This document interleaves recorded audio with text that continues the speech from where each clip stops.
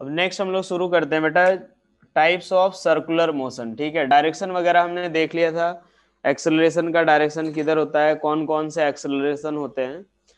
तो अब नेक्स्ट हमें देखना है कौन सा, टाइप्स ऑफ सर्कुलर मोशन। ठीक है, नेक्स्ट हमें देखना है टाइप्स ऑफ सर्कुलर मोशन। चलो यार, अब एक बात देखो, जब भी अगर मान लो एक पार्टिकल अगर सर्कुलर पाथ पे मूव कर रहा है, तो क्या क्या पॉसिबिलिटी है कि हो सकता है उस सर्कुलर पाथ पे एक कांस्टेंट स्पीड से मूव करे, हाँ या ना? क्या क्या पॉसिबिलिटी है कि हो सकता है जो पार्टिकल सर्कुलर पाथ पे मूव कर रहा है वो एक कांस्टेंट स्पीड से मूव करे, कि मान लो 10 मीटर पर सेकंड से जा रहा हो, या 15 मीटर पर सेकंड से जा रहा हो, या 20 मीटर पर सेकंड से जा रहा हो, कॉन्टिन्यूसली 10 15 20 या 50 जो भी अगर स्पीड है उस पर्टिकुलर स्पीड से वो मूव कर रहा हो। ठीक है, या कभी कभी ऐसा भी हो सकता है कि पार्टिकल पहले मान लो धीरे धीरे 10 से जा रहा है, 10 से 11 हुआ, 12 15 20 25 ऐसे हो गया, या फिर ऐसा भी हो जाएगा कि मान लो धीरे धीरे अभी स्टार्टिंग में 20 है फिर धीरे धीरे कम होने लगा। ठीक है, तो अब एक बात देखो, अगर मान लो या तो हो सकता है कांस्टेंट स्पीड से जाए, या इंक्रीज हो रहा हो, या डिक्रीज हो रहा हो, तो ये इसके बिहाफ पे हमने दो तरीके से दो पार्ट में डिवाइड किया है। एक हमारा कौन सा है, यूनिफॉर्म सर्कुलर मोशन। एक हमारा कौन सा है, यूनिफॉर्म सर्कुलर मोशन। और दूसरा जो है पहला कौन सा है, यूनिफॉर्म सर्कुलर मोशन। और सेकंड पार्ट है कौन सा, नॉन यूनिफॉर्म सर्कुलर मोशन। एक हमारा कौन सा है, यूनिफॉर्म सर्कुलर मोशन, और दूसरा है नॉन यूनिफॉर्म सर्कुलर मोशन। ये दो तरह का सर्कुलर मोशन हमें देखना है, बिल्कुल एक एक करके देखते जाते हैं, दोनों में कौन सी चीज क्या अलग होगा, क्या एक्सेलरेशन वगैरह, इन सब के बारे में देखते हैं अपने पास। ठीक है, हमने ये डिवाइड किस बिहाफ पे किया है कि स्पीड जो है वो कांस्टेंट है या वेरिएबल है। ठीक है, अगर मान लो कोई पार्टिकल इस तरह से, फर्स्ट पार्ट हम लोग कौन सा देखने जा रहे हैं, uniform circular motion. First part हम कौन सा देखने जा रहे हैं, uniform circular motion. Uniform circular motion अगर हम लोग देखें तो देखो यार, इस केस में क्या होगा कि मान लो अगर पार्टिकल कोई अगर सर्कुलर पाथ पे इस तरह से मूव कर रहा हो कि उसकी स्पीड क्या हो, कांस्टेंट, मतलब 10 मीटर पर सेकेंड, तो वो कांस्टेंट उसी से जा रहा होगा, तो वो हमारा मोशन जो होगा वो सर्कुलर मोशन को क्या बोलेंगे हम, यूनिफॉर्म सर्कुलर मोशन। तो पहली चीज क्या होगी कि इफ पार्टिकल, बिल्कुल आराम से एक एक करके सारी चीजें समझते जाते हैं, कि if a particle moves on, if a particle moves on a circular path, moves on a circular path, ठीक है, such that सर्कुलर पाथ पे मूव कर रहा है, such that its speed remains constant, इस तरह से मूव कर रहा है such that its speed remains constant, its speed remains constant। यहां से देखो स्पीड की बात हो रही है, speed remains constant, then that circular motion is called, then that circular motion is called,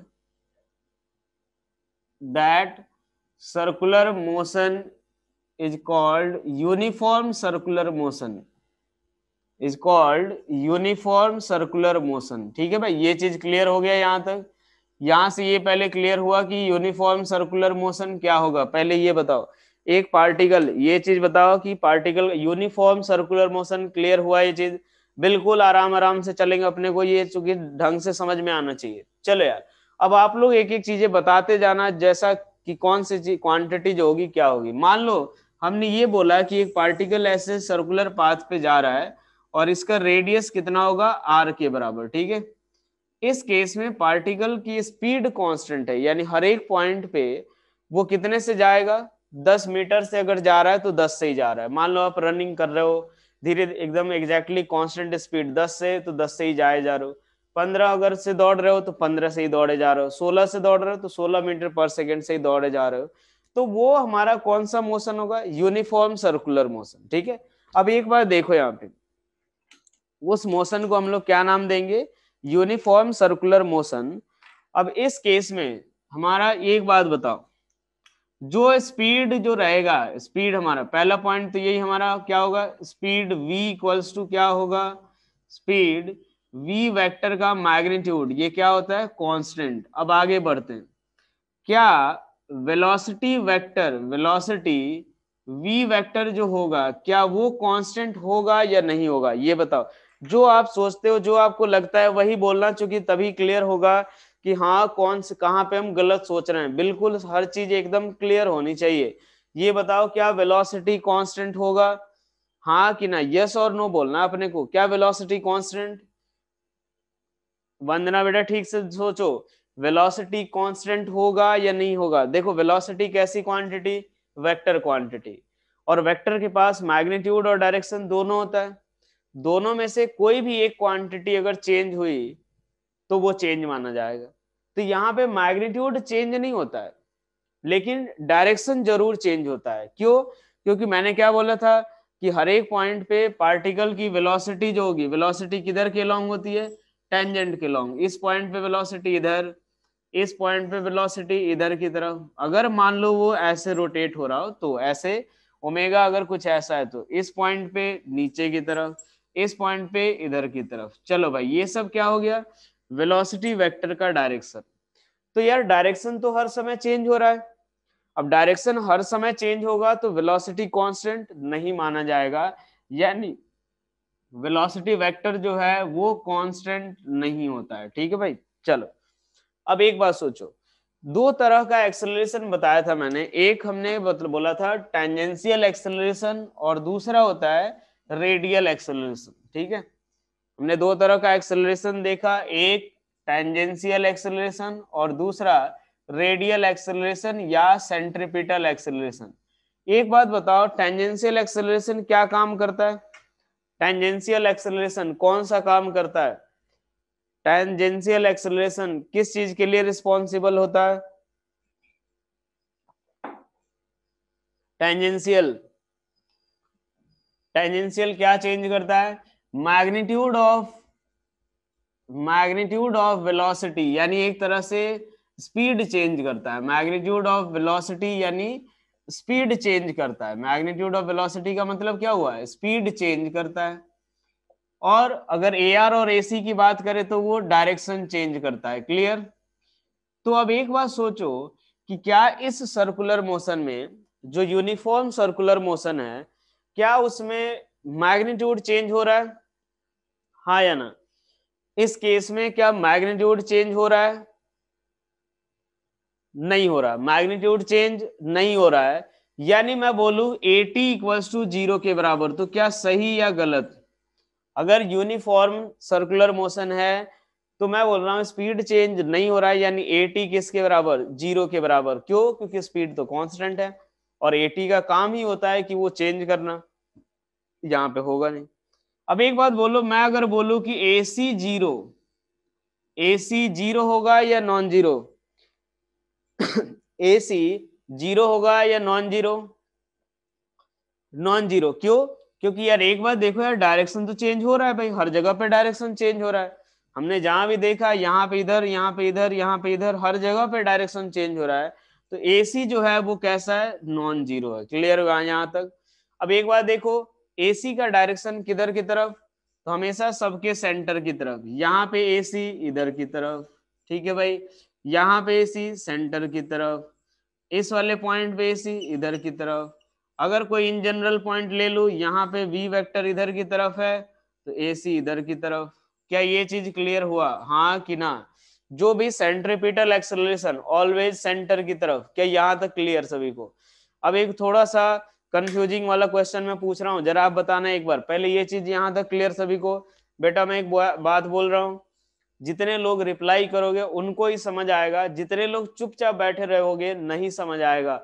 कुछ चीजें आएगी, क्योंकि मेन बात होती है एक्टिव रहने की। अगर आप बार बार रिप्लाई कर रहे हो यानी एक्टिव हो, समझ आएगा।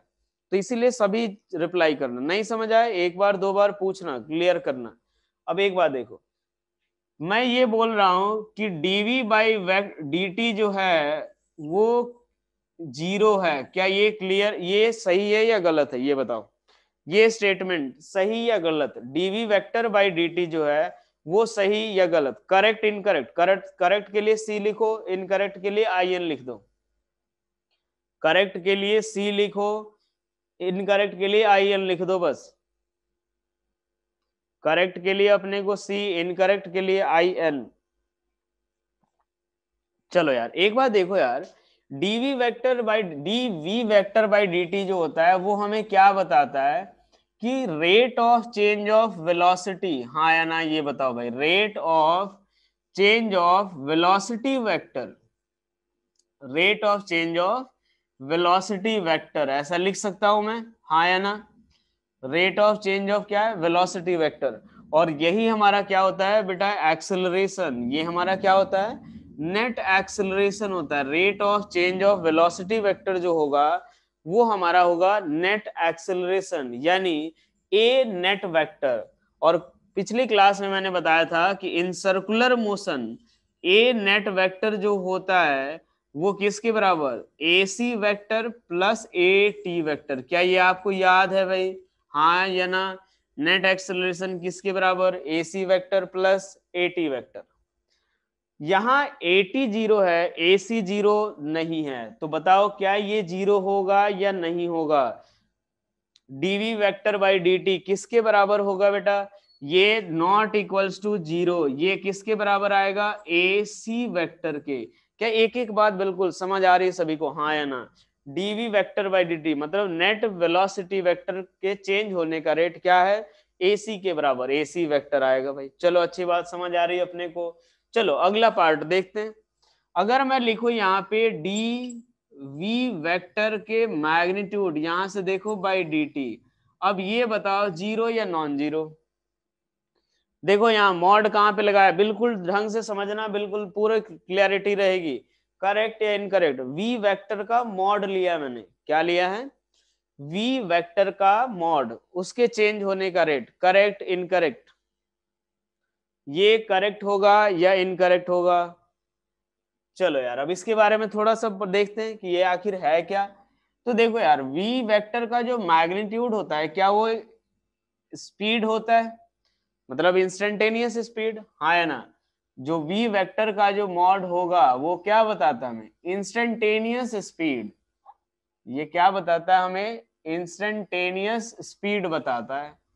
और एक बात देखो, ये डीवी वेक्टर के मॉड के चेंज होने का रेट, यानी ये क्या हो रहा है, rate of change of speed, rate of change of speed. अब एक बात सोचो कि क्या ये 80 होता है, हाँ कि ना, 80 का मैग्नीट्यूड, क्योंकि उसका मैग्नीट्यूड चेंज करने की जिम्मेवारी किसकी होती है, 80 की।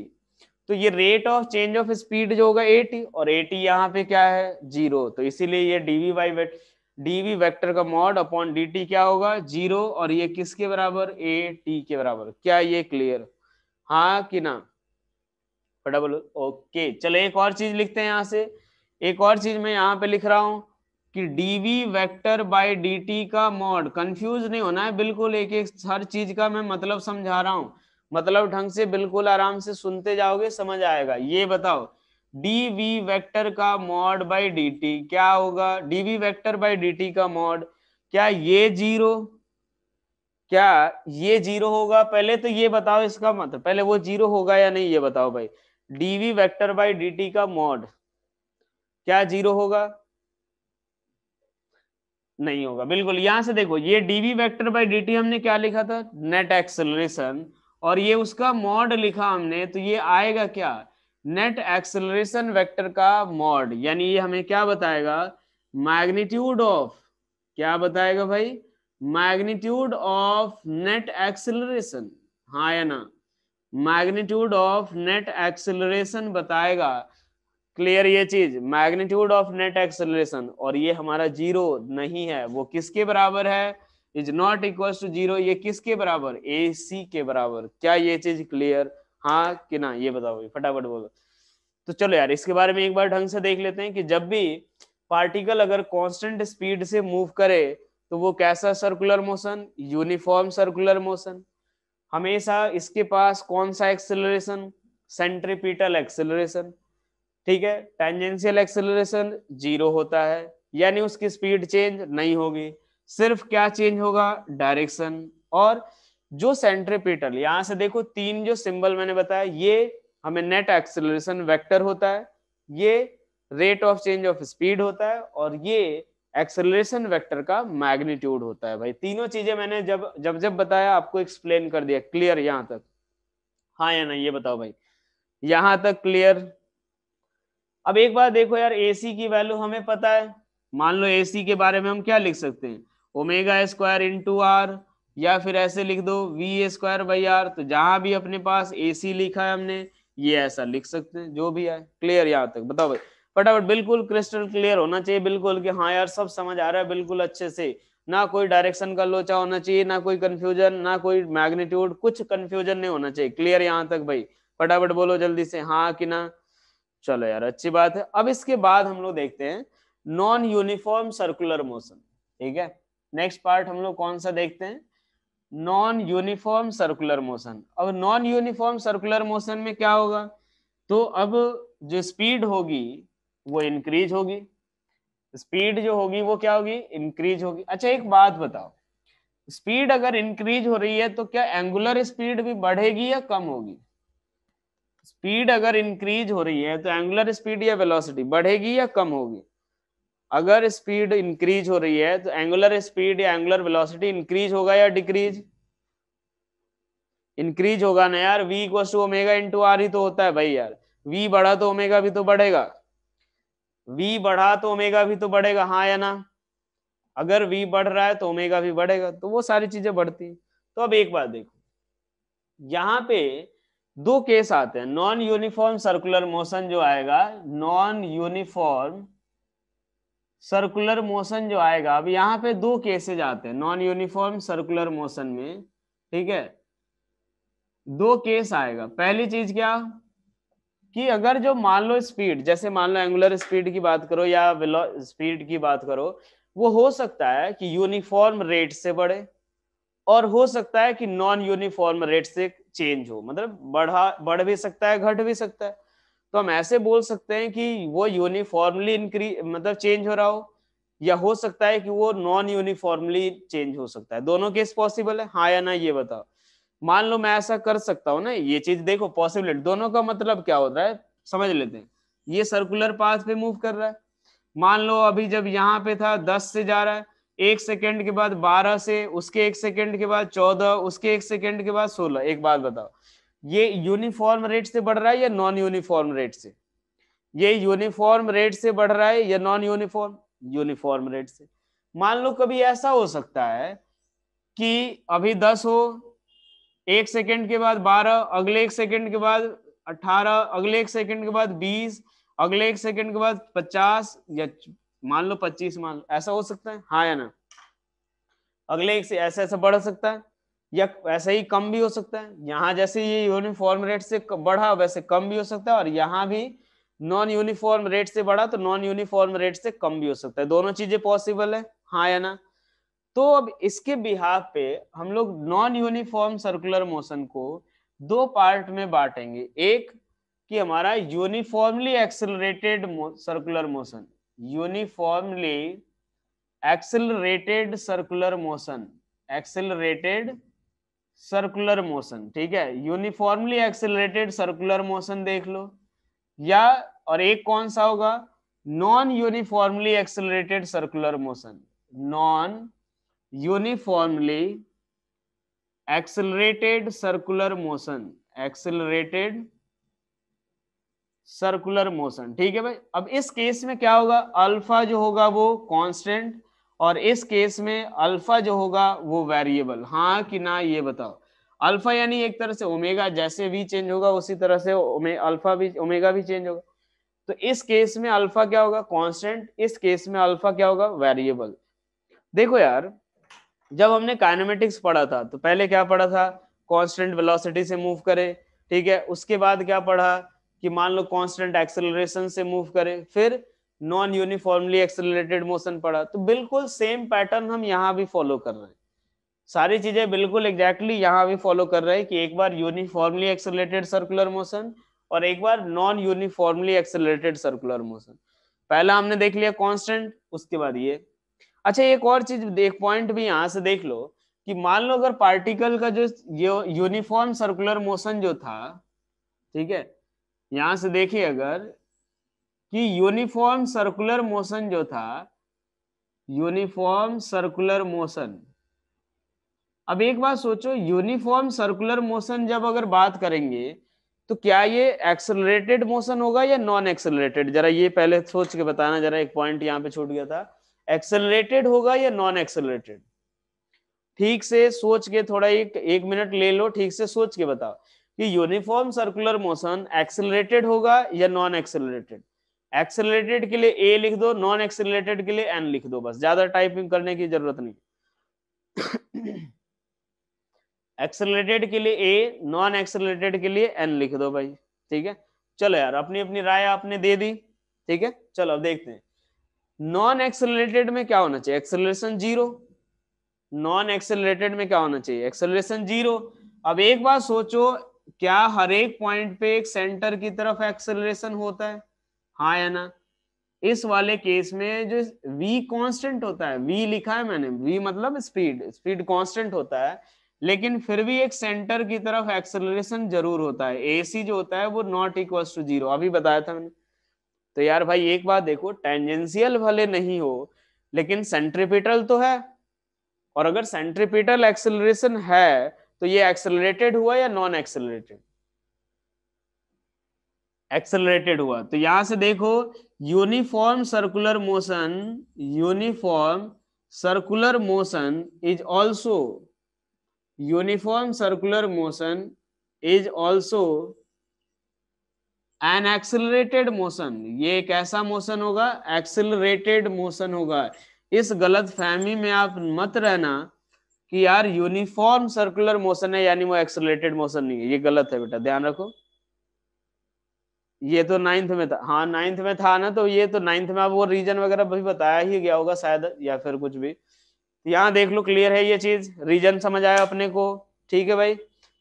चलो यार, अब इसके बाद जो हम लोग पहले देखेंगे जब अल्फा कांस्टेंट हो, और दूसरा उसके बाद देखेंगे जब अल्फा वेरिएबल हो, ठीक है। अब एक बात देखो,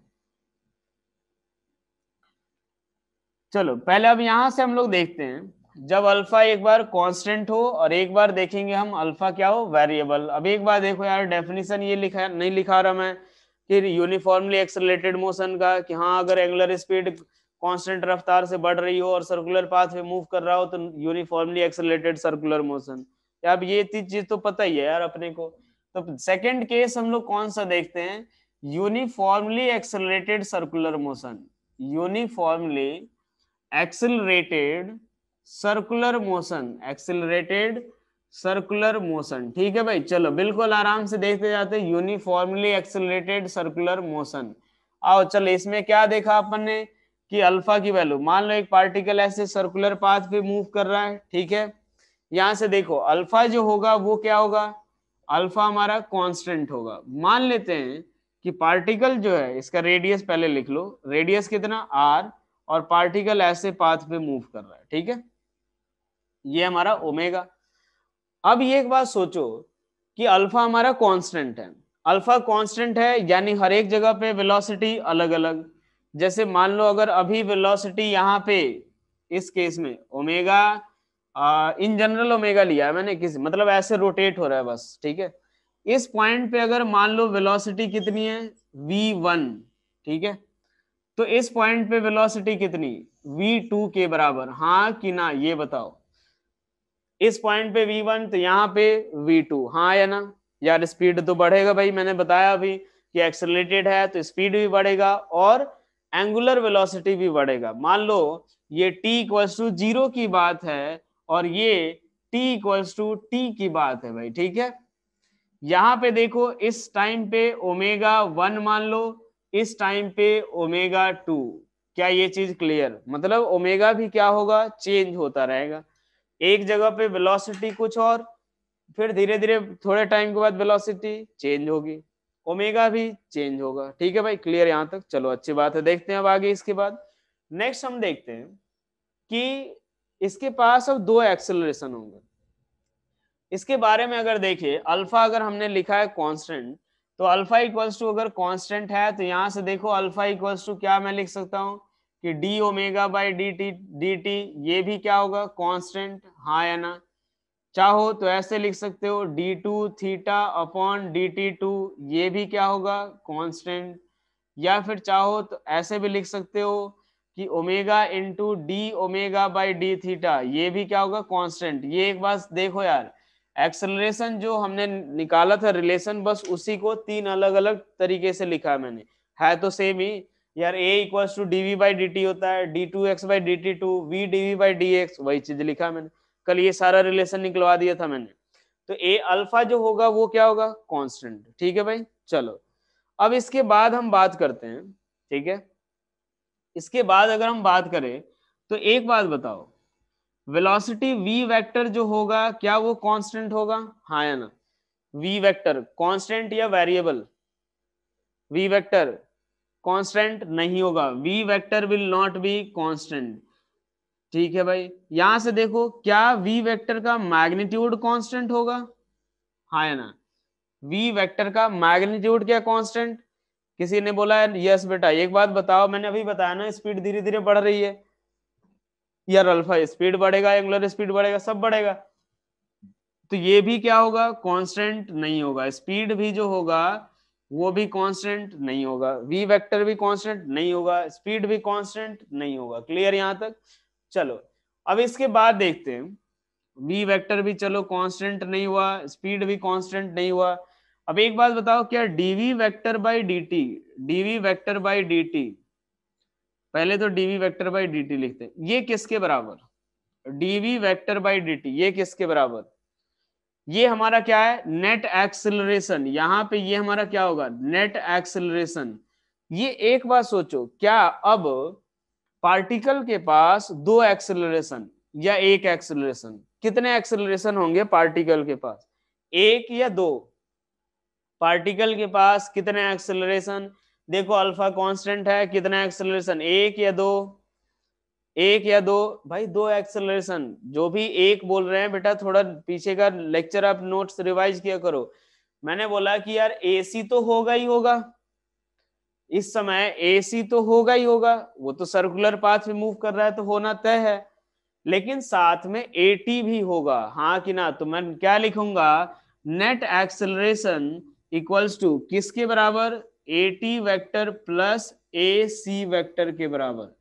नेट एक्सेलरेशन जो आएगा वो किसके बराबर, तो टेंजेंशियल भी होगा और एसी भी होगा। अब एक बात देखो यार, यहाँ पे अगर मान लो यहाँ पे हम मान के चल रहे हैं ओमेगा इंक्रीज हो रहा है, यहाँ पे ओमेगा इंक्रीज हो रहा है, तो एक बात बताओ ओमेगा वेक्टर का डायरेक्शन किधर, आउटवर्ड या inward, out of the plane या into the plane, out of the plane या into the plane.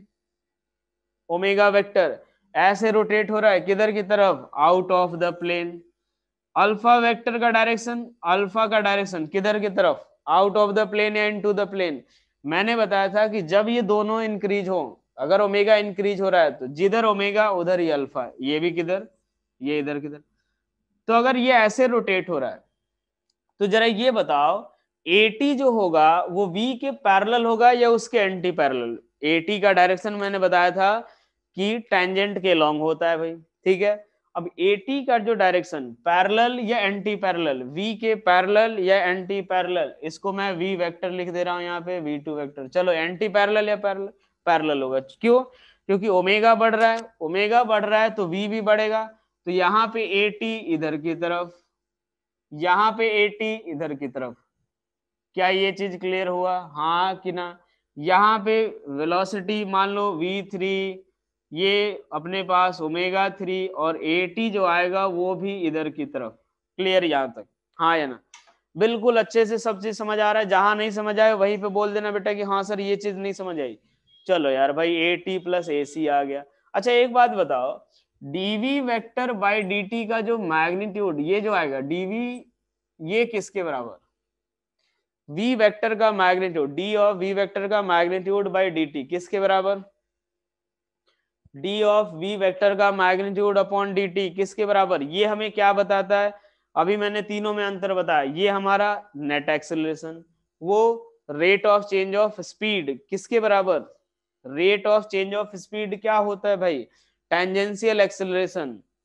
Rate of change of speed क्या होता है? Tangential acceleration. ये मैग्नीट्यूड ऑफ एक्सेलरेशन नहीं होता है बेटा, गलत है। Rate of change of speed, तो ये किसके बराबर? ए टी के बराबर, हाँ या ना? और मैं अगर लिखूं d v vector by d t का magnitude, d v vector by d t का मैग्नीट्यूड, ये बताओ किसके बराबर? क्या मैं अगर ऐसा लिखूं डी वी वेक्टर का मैग्नीट्यूड, यहां से देखो भाई क्या लिखूंगा मैं, एक बार देखो, क्या ये दोनों ए सी, ए टी का डायरेक्शन ये, क्या मैं इस वाले पॉइंट पे ए सी इधर की तरफ, यहाँ पे ए सी इधर की तरफ, इस वाले पॉइंट पे ए सी इधर की तरफ। अब एक बात देखो, हर जगह पे एटी और एसी के बीच का एंगल कितना? 90 डिग्री। पहले ये चीज समझ लो पहले, हाँ कि ना? हर जगह पे एटी और एसी के बीच का एंगल कितना? 90 डिग्री। तो अब एक बात देखो, दो वेक्टर अगर उनके बीच का एंगल हमेशा 90 डिग्री, तो एक बात बता दो, इनका रिजल्टेंट कितना? तो क्या मैं ऐसा लिख सकता हूं कि square root of a t का स्क्वायर प्लस ए सी का स्क्वायर? याद करो, दो वेक्टर अगर 90 डिग्री पे होते हैं तो उनका रिजल्टेंट क्या होता है? Square root of a square plus b square. Clear यहां तक, हाँ कि ना? A t square plus a c square, सारी चीजों का ये मतलब देखो। अब चलो भाई यार एक बात देखो, क्या मैं बोलूं ए सी वेक्टर कांस्टेंट? ए सी वेक्टर कांस्टेंट सही या गलत? ए सी वेक्टर कांस्टेंट सही या गलत? ए सी वेक्टर सही या गलत? इक्वल्स टू कांस्टेंट, सही या गलत? अरे भाई गलत है यार। यार ए सी वेक्टर कैसे से कांस्टेंट हो जाएगा भाई? डायरेक्शन तो हर जगह पे चेंज हो रहा है, डायरेक्शन हर जगह पे चेंज हो रहा है, ए सी वेक्टर कांस्टेंट नहीं।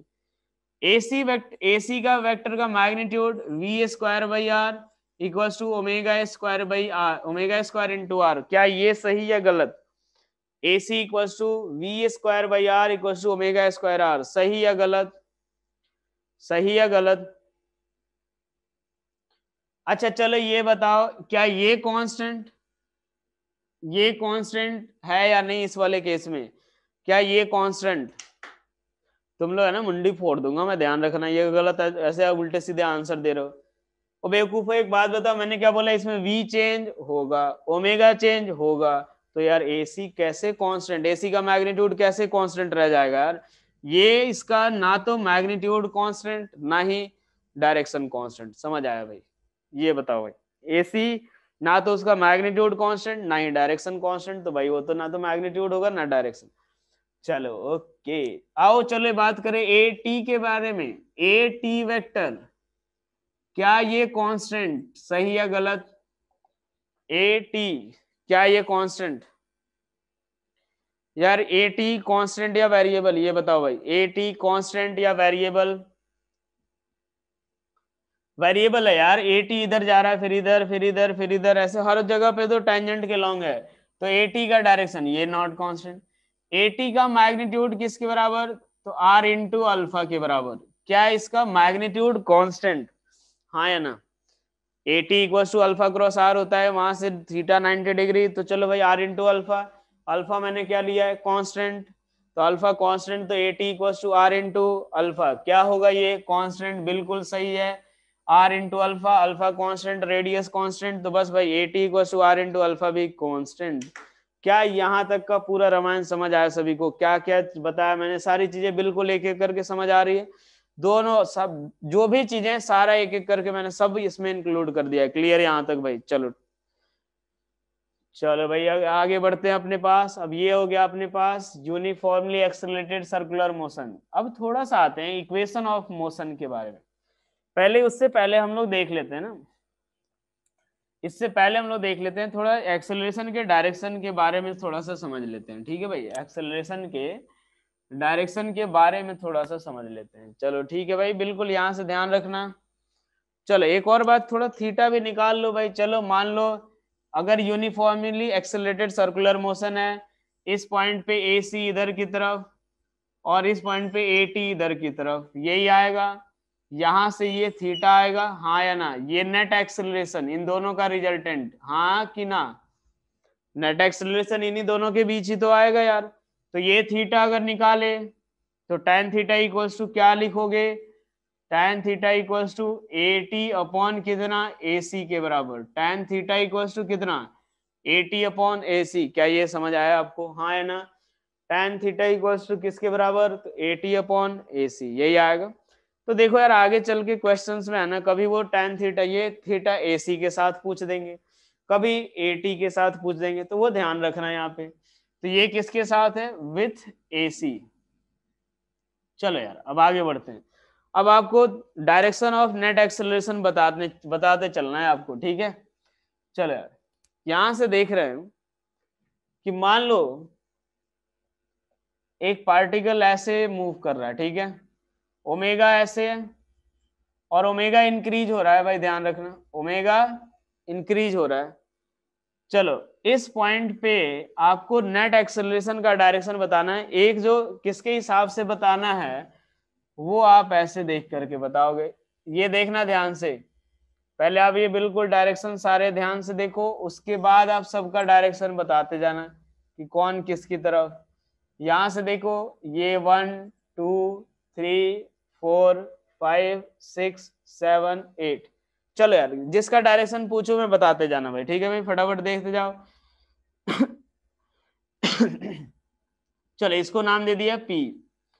Eight point P, at point P, ठीक है भाई? एट पॉइंट P पे हमें निकालना है V वेक्टर का डायरेक्शन किसकी तरफ? At point P V vector का डायरेक्शन बताते जाना बेटा, सभी रिप्लाई करना तभी क्लियर होगा। V वेक्टर का डायरेक्शन किसकी तरफ? At point P V vector का डायरेक्शन, बिल्कुल सही। ये ऐसे रोटेट हो रहा है, पार्टिकल का डायरेक्शन इधर, यानी कौन सा सही आंसर? थर्ड।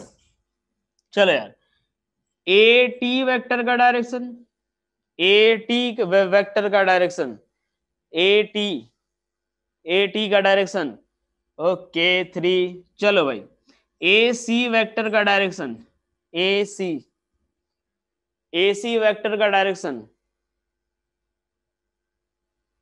बहुत सही 5। इधर की तरफ होगा, सेंटर की तरफ, चलो 5, ठीक है? ए नेट का डायरेक्शन, ए नेट, ये बताओ नेट एक्सेलरेशन वेक्टर,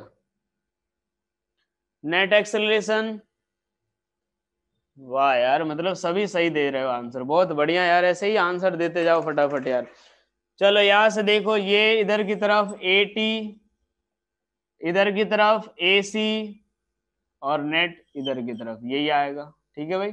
चलो एक और दूसरा पॉइंट लेते हैं।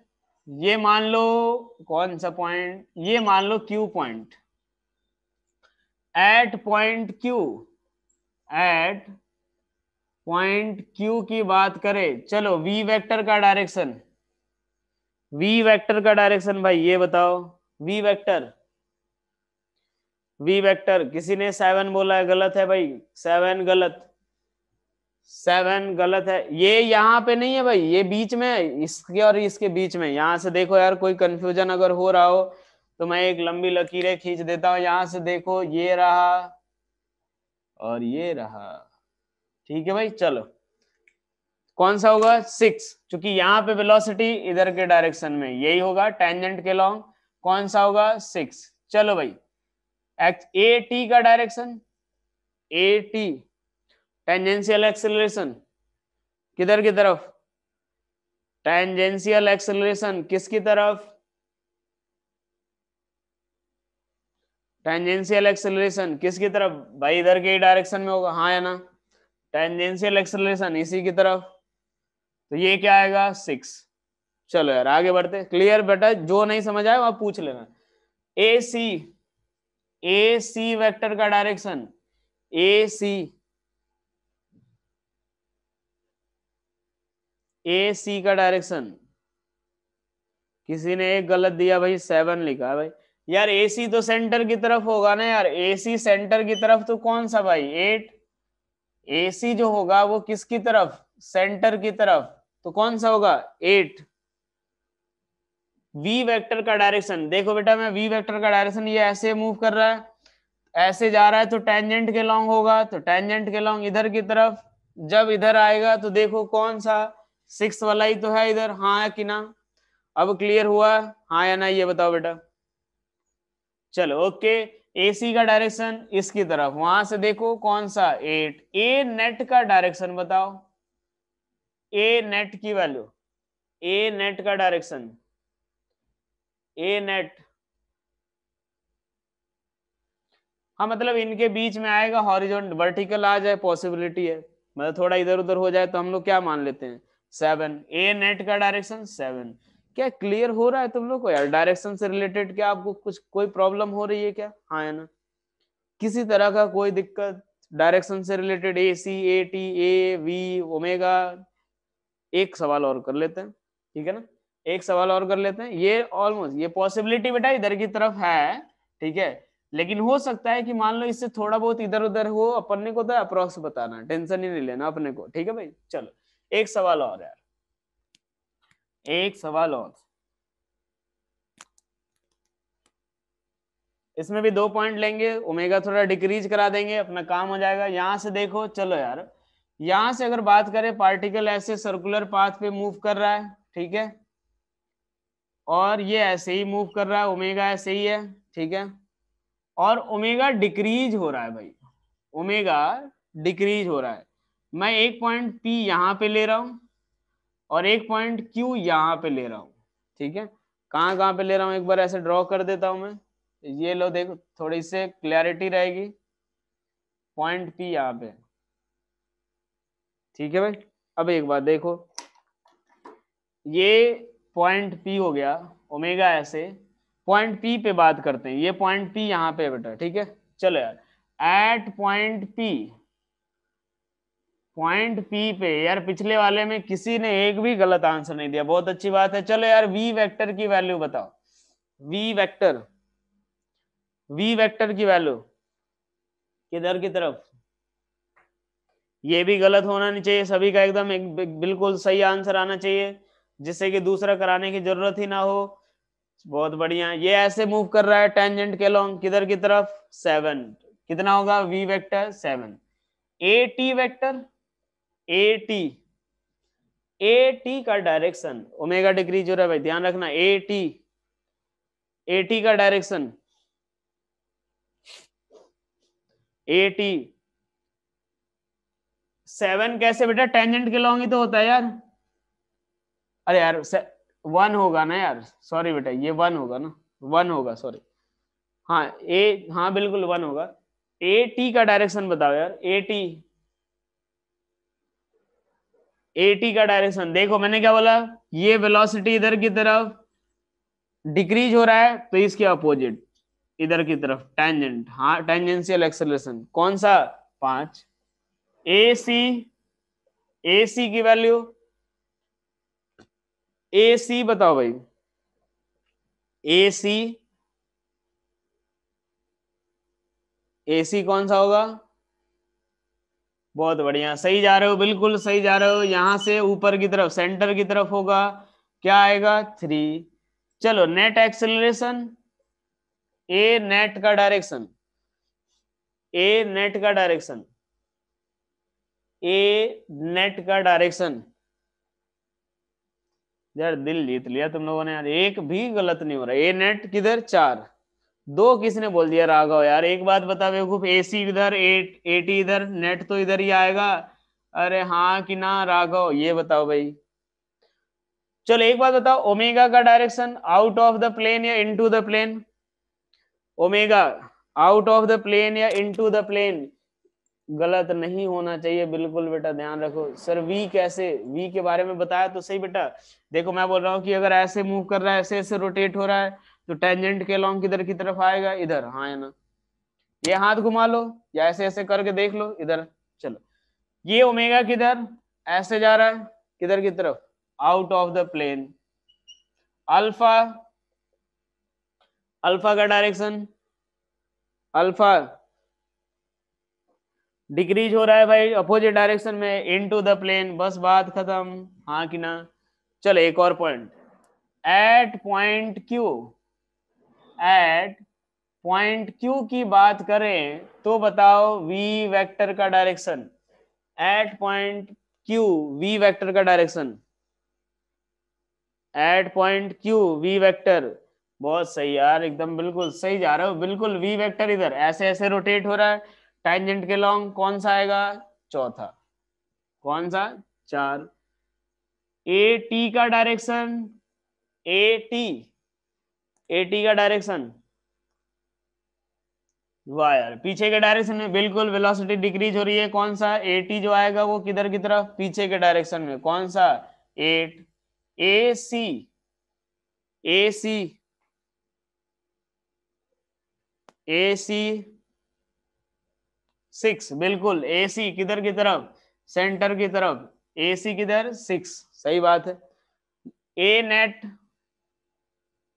ए नेट का डायरेक्शन, ए नेट, यार इन दोनों के बीच में देख लो यार, इसके और इसके बीच में कौन सा आएगा, इसके और इसके बीच में 7 ही आ रहा है, थोड़ा बहुत इधर उधर होगा कोई दिक्कत नहीं, 7 से तो कोई दिक्कत, कौन सा आएगा 7। ओमेगा, ओमेगा का direction out of the plane into the plane, omega out of the plane, point से तो कोई फर्क पड़ता नहीं है, आउट ऑफ द प्लेन, और अल्फा किधर की तरफ, इनटू द प्लेन। क्या डायरेक्शन से रिलेटेड हमें कोई दिक्कत नहीं, हाँ या ना, डायरेक्शन से रिलेटेड हमें सर्कुलर मोशन में किसी तरह का कोई दिक्कत नहीं है क्या, हाँ कि ना, ये बताओ भाई। चाहे आप कहीं भी पूछ लो, चाहे किसी भी क्वांटिटी का डायरेक्शन पूछ लो, चाहे कोई भी सिचुएशन दे दो, हाँ बिल्कुल डायरेक्शन बस यही था, ठीक है बेटा, डायरेक्शन जो था ना, कहीं भी पूछ लो है ना, डायरेक्शन जो है बेटा इसी में दिक्कत आती है अपने को, मतलब काफी ज्यादा बच्चों को ये रहता है यार डायरेक्शन कहाँ से किधर निकाले, कौन सा डायरेक्शन होगा। क्या हमें बिल्कुल क्रिस्टल क्लियर हो गया, हाँ कि ना, आज हम फॉर्म में अच्छा तुम लोग आज फॉर्म में हो, मतलब पूरा एकदम बिल्कुल क्रिस्टल क्लियर, कोई दिक्कत नहीं भाई। चलो यार ये समझ गया, आ गया, चलो अच्छी बात है, बिल्कुल यार डायरेक्शन से रिलेटेड ही मुझे डर लग रहा था कि ऐसा ना हो कि आप, मैं बोलूं देखो ये इधर, तुम बोलो इधर, कैसे, बहुत बढ़िया यार, सही जा रहे हो। अब उसके बाद देखो यार, अब एक जगह और आएगा, जब फ्रिक्शन इंक्लूड होगा ना, तो वहां हमें ध्यान से समझने की जरूरत है, बाकी कोई दिक्कत नहीं, बाकी फिर बिल्कुल आराम से मस्त चलेगा अपना, बिल्कुल आसान आसान चीजें आएंगी, बिल्कुल ऐसे ही सॉल्व करेंगे, ठीक है। चलो यार देखते हैं अब इसके बारे में। बाकी इसके अलावा देखो, बाकी पूरा सर्कुलर मोशन आसान है, एक जगह और हमें थोड़ा समझने की जरूरत होगी, और वो कहाँ पे, तो फ्रिक्शन का जब डायरेक्शन आएगा, फ्रिक्शन जहां से लगना शुरू हो जाए, समझना, हमारे लिए दूसरे बड़ा जो बाधा है वो आएगा अपने पास, कि वहां फिर से एक बार अपने को ढंग से समझना रहेगा, बाकी अपने एक जो था वो क्लियर कर लिए। चलो यार अब एक बात देखते हैं, यूनिफॉर्म सर्कुलर मोशन में इक्वेशन ऑफ मोशन वगैरह चीजें निकाल लेते हैं। Uniform circular motion, uniform circular motion, uniform circular motion के केस में अगर हम लोग देखें, ठीक है भाई, यहाँ पे हमने क्या देख रखा है, speed omega, angular speed constant, ये ऐसे जाएगा ओमेगा से, ठीक है, ये ओमेगा क्या होगा, कांस्टेंट, ओमेगा हमारा क्या होता है, मान लो कांस्टेंट ये, और किसके बराबर है, ओमेगा नॉट के, ओमेगा की वैल्यू किसके बराबर है, ओमेगा नॉट के, एक पार्टिकल ऐसे ही कांस्टेंट ओमेगा से जा रहा है 10 रेडियन पर सेकंड से, चुपचाप अपना रोटेट होता जा रहा है, कोई दिक्कत नहीं भाई, मूव करते रहो, या स्पीड की बात करें वो भी कांस्टेंट। चलो यार क्या मैं इसको ऐसे लिख सकता हूँ, d theta by d T, पहले एक काम करते हैं, अल्फा इक्वल्स टू 0, चलो ठीक है यार, d theta by d t क्या ऐसे लिख दूं मैं, हाँ या ना, omega equals to d theta by d t, क्या ये बताओ क्या मैं ऐसा लिख सकता हूँ।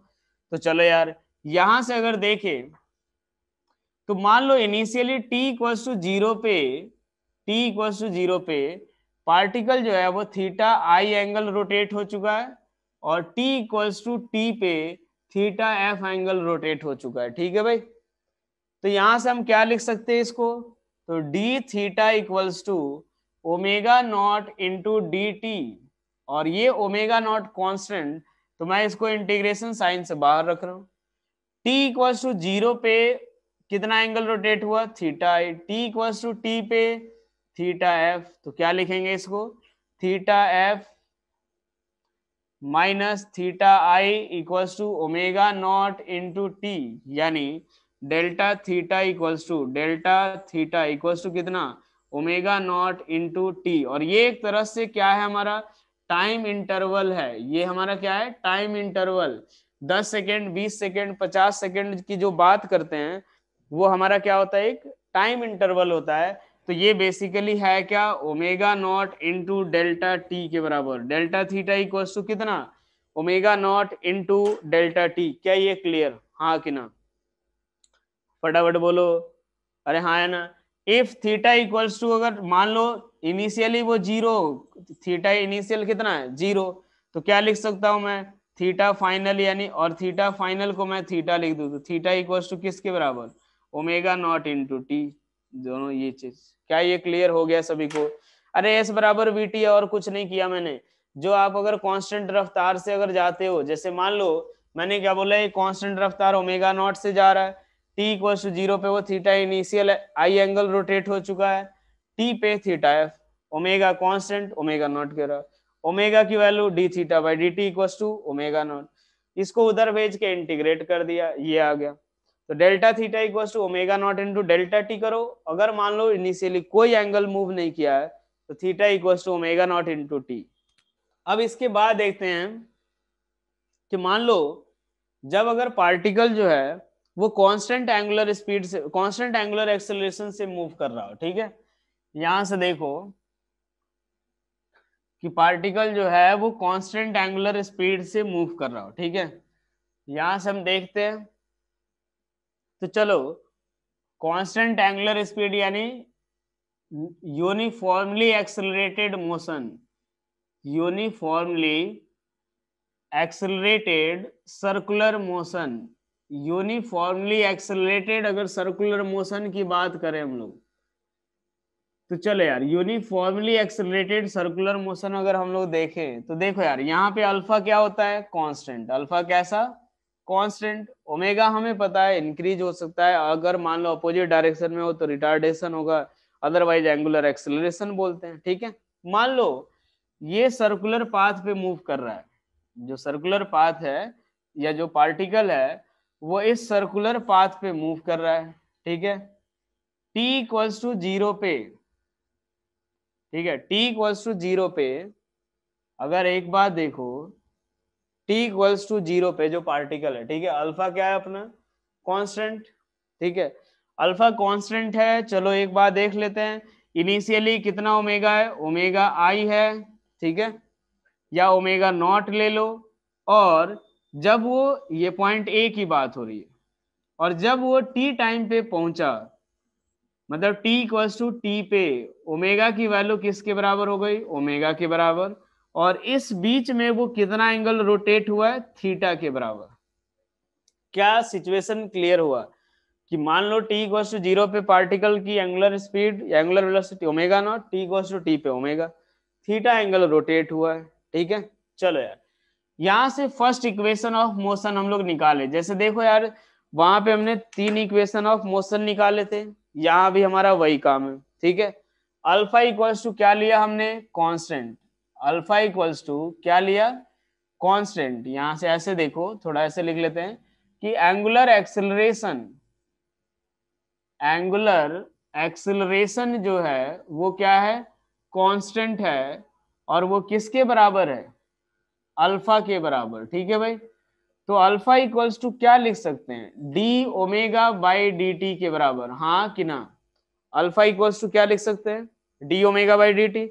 यार ये सब तो लिख ही सकते हैं। तो यहां से देखो, तो इस केस में हम क्या लिखेंगे यार, इसको लेफ्ट हैंड साइड ले आते हैं, d omega by d t equals to क्या लिख देंगे, अल्फा, यानी डी ओमेगा इक्वल्स टू क्या लिख देंगे, अल्फा डी टी। अब एक बात सोचो, जब ये अल्फा फिर से क्या है, कांस्टेंट, अल्फा क्या है अपना, कांस्टेंट, t इक्वल्स टू 0 पे एंगुलर वेलोसिटी कितनी, omega naught, t equals to t time पे एंगुलर वेलोसिटी ओमेगा के बराबर, तो फाइनली ये कितना आएगा, तो omega minus omega naught equals to alpha into t के बराबर, हाँ कि ना, omega minus omega naught equals to alpha into t, यानी ये किसके बराबर, तो omega equals to omega naught plus alpha into t. यही हमारा, जैसे वहां पे v बराबर u प्लस ए टी होता था, यहाँ पे क्या आएगा, s omega equals to omega naught plus alpha into t. क्या दोनों सेम लग रहे हैं, हाँ कि ना, क्या ये दोनों सेम, हाँ या ना, क्या ये दोनों सेम।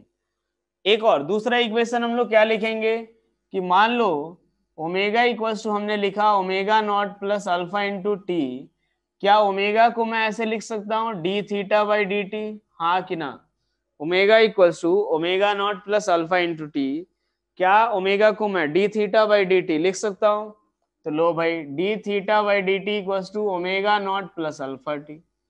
इसको उधर भेजते हैं, डी थीटा इक्वल्स टू क्या आएगा, omega naught D T plus alpha T D T, फिर से अल्फा कांस्टेंट और इनिशियल एंगुलर वेलोसिटी तो भाई कांस्टेंट ही होगा।